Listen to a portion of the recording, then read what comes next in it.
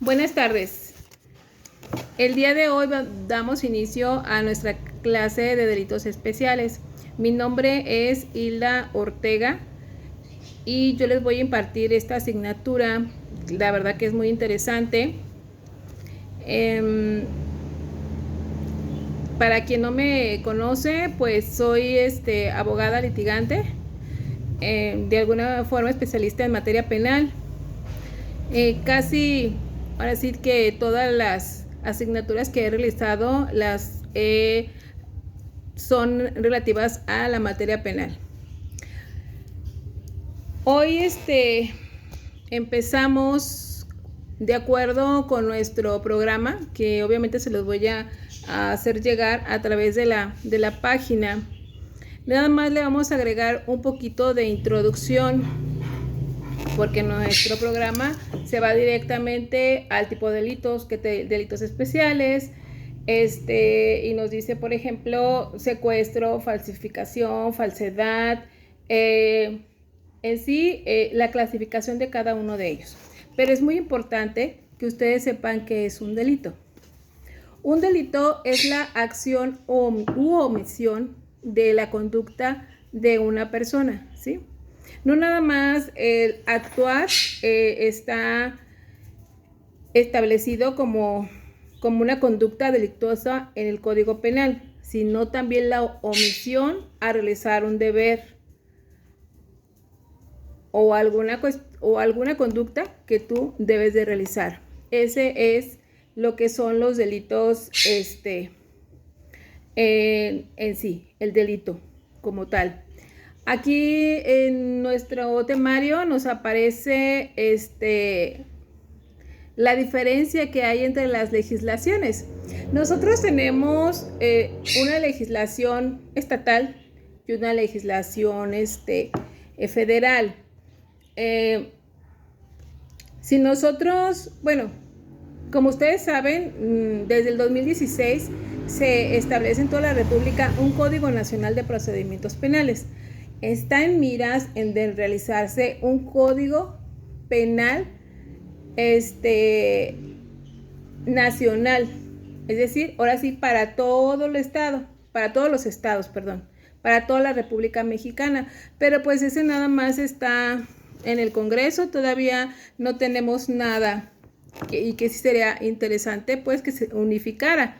¿Por qué? Porque si ya tenemos un procedimiento que es ahora sí para todos los tipos de delitos federal y estatales, pues ahora sí que lo interesante sería que si tuviéramos uno para todos los delitos, porque varían. Si nosotros nos vamos a las legislaciones en materia estatal, varían muchísimo los delitos. ¿Cuál es la razón? Por ejemplo, si nosotros nos vamos a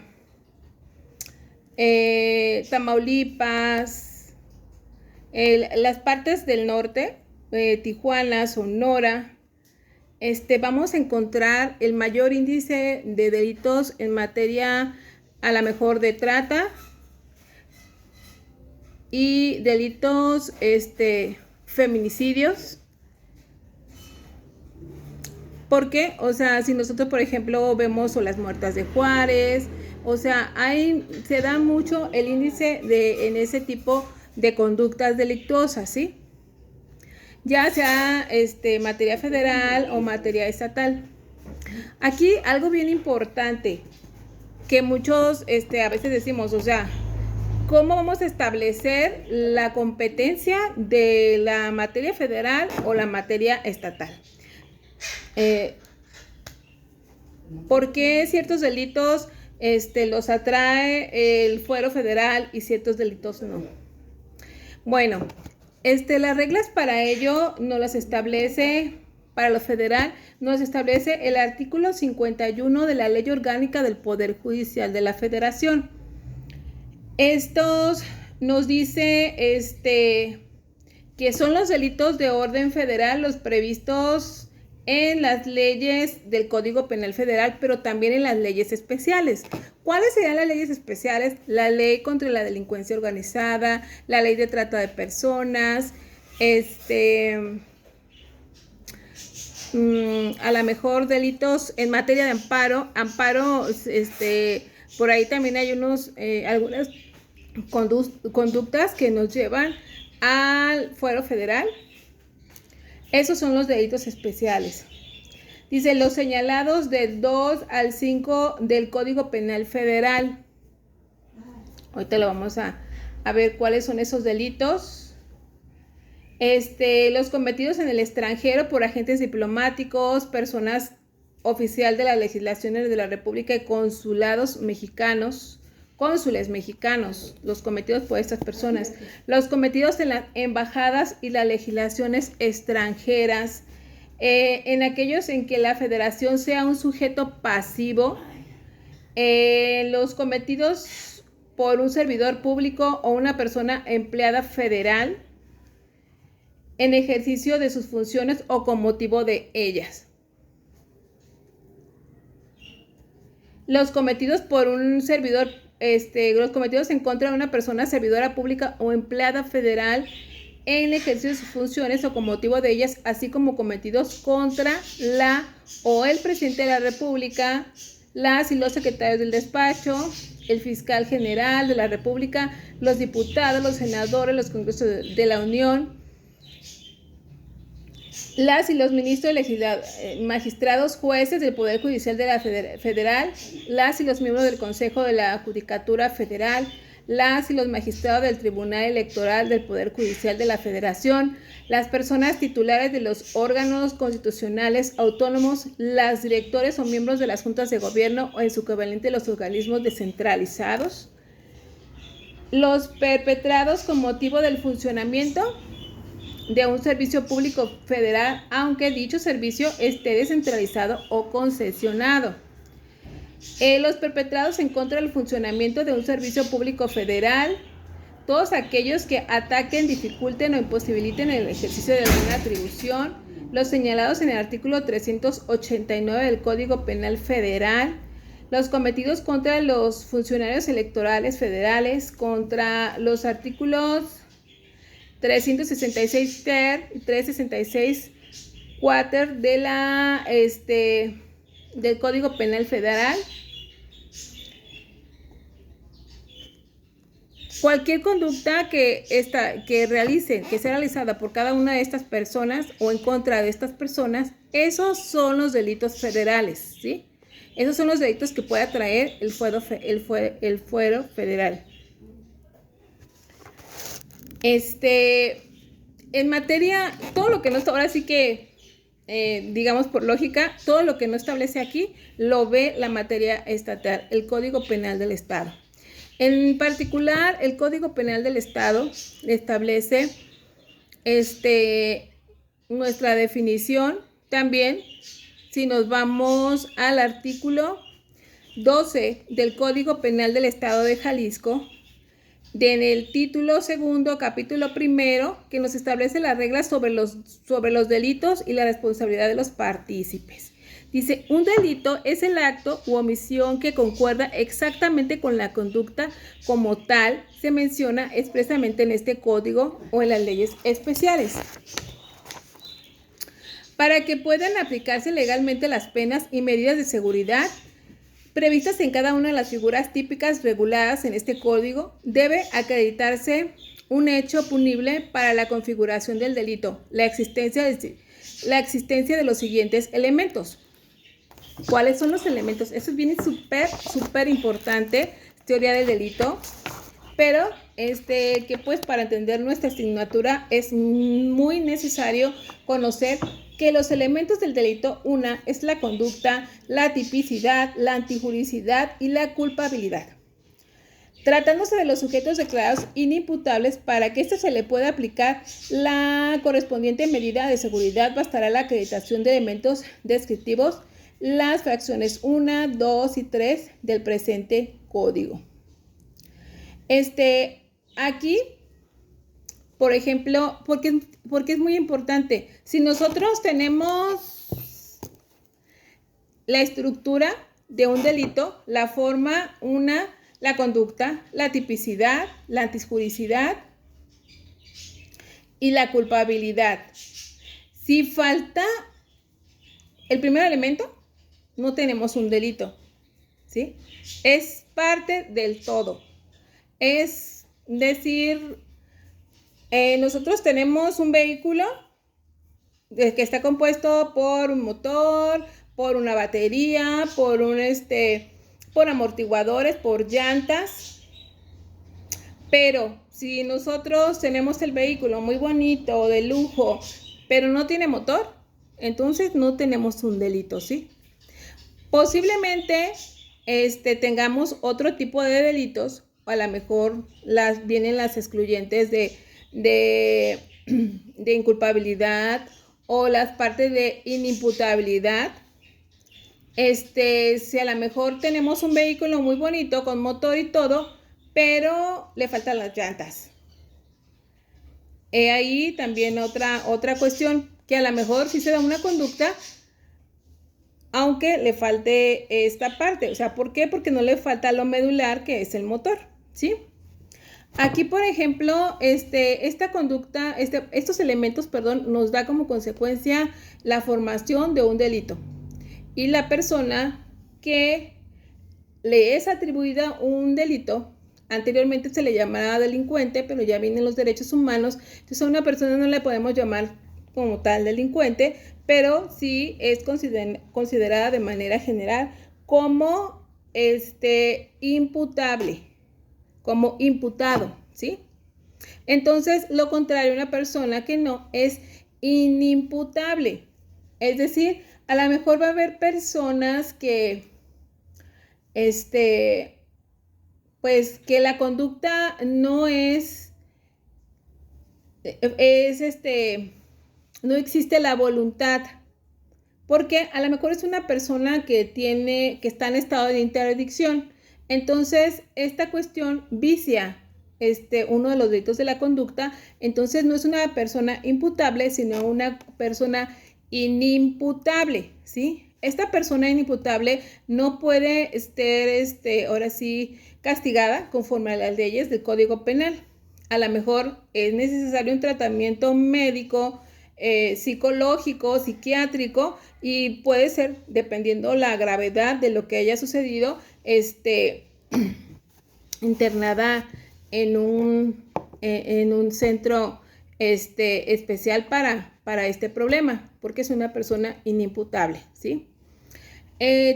Puede ser que a lo mejor un niño estoy hablando, que tenga 8 años, porque de los 12 a los 14, a los 10, bueno, a partir de los 12 o 13 años ya te conviertes en un menor infractor. Entonces ahí ya sería que a lo mejor sí es imputable, pero estos delitos o estas conductas estarían previstas en una ley especial que será para menores infractores, con un sistema, un procedimiento diferente, ¿sí? Aquí otra de las cuestiones muy importantes es, por ejemplo, que lo vamos a ver, a lo mejor no tan a fondo porque nuestra clase no es teoría del delito, pero tiene mucho que ver lo que es la conducta, porque el delito es una acción o una omisión. O sea, el delito puede ser cometido de manera voluntaria o accidental. Recuerden que hay delitos imprudenciales, ¿sí? Donde a lo mejor ahí lo que conlleva es no la voluntad, pero sí la negligencia o la falta de pericia para una conducta, ¿verdad? Aquí en nuestro artículo 14 nos establece cuáles pueden ser los delitos, cómo pueden ser los delitos. Los delitos pueden ser dolosos o pueden ser culposos, de dos formas. Los delitos dolosos son aquellos en los que interviene la voluntad o la intención de hacerlo la persona. Los delitos culposos son aquellos que se cometen por imprudencia o por negligencia. Son delitos graves para los efectos previstos de la Constitución de los Estados Unidos, aquellos que afecten de manera importante los valores de la sociedad, las acciones o omisiones. Aquí también es algo bien importante porque hay delitos que nos establece la Constitución como delitos graves. Puede haber delitos que sean considerados en otras legislaciones anteriormente no graves, pero ahora el hecho de que estén establecidos por la Constitución o inclusive que se cometan con violencia o armas o algún tipo de armas, es suficiente para considerarlos como graves. Y este tipo de delitos, ¿qué es lo que la diferencia? O sea, que sus penalidades son altas y que por lo regular tiene la prisión preventiva oficiosa. ¿Cuál es la prisión? O sea, dirían, ¿qué es la prisión preventiva oficiosa? La prisión preventiva oficiosa es que para el cumplimiento, no es que se te esté juzgando, sino para el cumplimiento de un procedimiento para que esté a disposición de la autoridad, vas a estar recluido dentro de un centro penitenciario, ¿sí? Eso es la prisión preventiva oficiosa. Y es oficiosa, ¿por qué? Porque aquí no puedes de alguna forma decir, ay, no, pues bueno, yo no, tengo estas circunstancias y a lo mejor estaría, pues si el juez me dijera, sabes que como una medida cautelar diferente, a lo mejor pagar una fianza o estar yendo a firmar o no acercarme a la víctima y demás. No, aquí no se establece como prisión preventiva oficiosa, es en ese tipo de delitos, y en eso significa que la persona debe dar cumplimiento o más bien debe estar a disposición de la autoridad en un centro penitenciario por lo que dure su procedimiento. Aquí nos menciona también que los delitos pueden ser instantáneos o permanentes.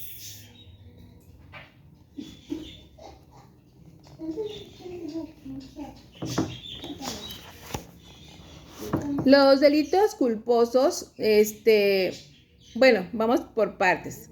De acuerdo al artículo 14 del Código Penal para el Estado de Jalisco, doloso cuando el agente quiere que se produzca total o parcialmente el resultado, cuando actúa o deja de hacerlo, pese al conocimiento de la posibilidad de otro resultado requiera de orden antijurídico. O culposo, cuando se comete sin dolo, pero por imprudencia o negligencia, por los delitos graves para los efectos previstos en la Constitución Política de los Estados Unidos Mexicanos, aquellos que afecten de manera importante los valores fundamentales de la sociedad, con acciones u omisiones que en gran mayor riesgo resulten de mayor peligro para la persona, bienes, familia del ofendido. No sé si ustedes recuerden, bueno, ahora sí, a lo mejor tengo alumnos muy pequeños, a lo mejor no, pero a lo mejor tienen conocimiento de las explosiones que se dieron en Guadalajara en el año del 91, creo, 92, 91. No, en el 92, creo. En la que hubo explosiones de gas que había en las tuberías y cierta parte de unas calles de Guadalajara, como por ejemplo una de ellas muy sonada, la de Gante, pues explotó de repente y hubo muchísimas personas muertas. A raíz de ahí, creo que el presidente municipal de ese entonces era Enrique Dau Flores. Él fue puesto a disposición de las autoridades, estuvo recluido porque fue un delito. No es que él haya puesto el gas, pero sí hubo una conducta negligente u omisiva. ¿Por qué? Porque pues se pudo haber constatado que había un cierto riesgo para la sociedad, de ahí no hizo lo conducente. ¿Cuál era lo conducente? Pues evacuar a las personas con tiempo para que no hubiera ocurrido eso. Ese es un riesgo grande que sí puso a la autoridad.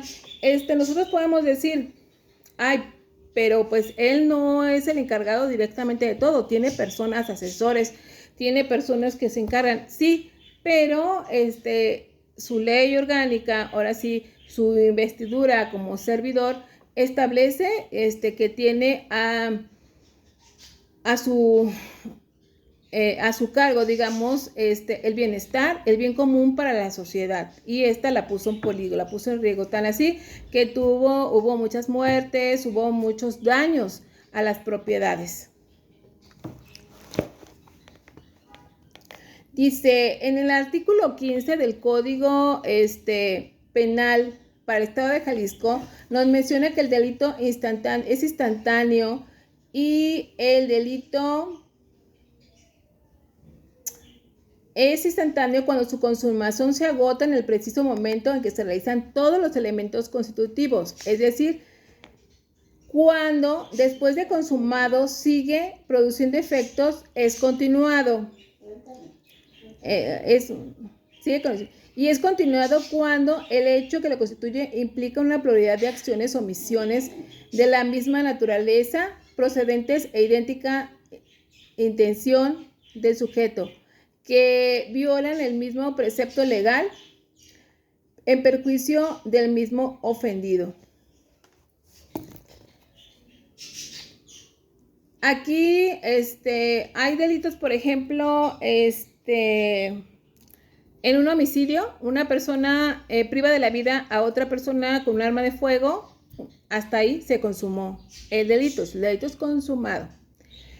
Pero si a lo mejor van más personas y matan a una persona, luego otro ofendido va huyendo, lo secuestran y luego hay personas que a lo mejor también hay no nada más secuestro, hay violaciones o hay más delitos. Entonces aquí el delito es continuado, ¿sí? O a lo mejor en los delitos aquellos como lo es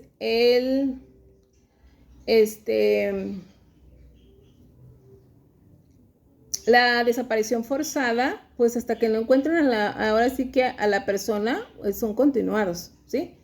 Eso es lo que nos trata de explicar el artículo 15 del Código Penal del Estado de Jalisco.